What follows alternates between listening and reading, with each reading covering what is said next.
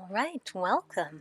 Let's take a deep inhale and exhale together as we come into the first of our 5 daily poses, which is downward facing dog. So from an all fours position, let's step the hands forward a few inches, tuck the toes, and lift the hips up towards the sky. And remember that we can keep bent knees here, we can pedal it out. We might shake the head yes and no.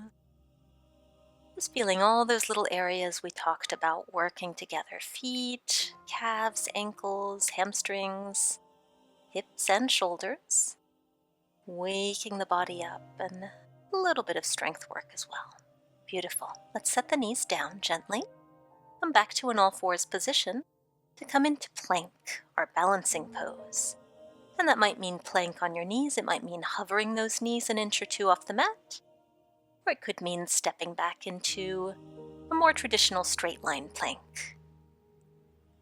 Pressing the heels towards the back of the mat, pressing the hands into the ground, lifting the body a tiny bit higher as we squeeze through the legs and the glutes and the abs. We're not here forever. Building up that core heat. And we'll set the knees down again. Beautiful. And we'll come into our half Lord of the Fishes, our seated pose for today. So bring the left foot to the outside of the right knee and hug that left knee in as you twist towards the left. So with every inhale, think about sitting up even taller in the spine. And every exhale brings you a little deeper into that twist. Opening up through the hips here. As we come back to center, and we'll switch sides. So the right foot comes flat to the floor outside the left knee, hugging that right knee in now. Inhale sits you up tall, and exhale twists you towards the right side.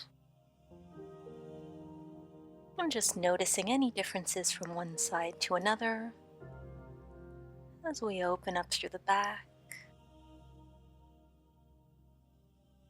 and through the hips.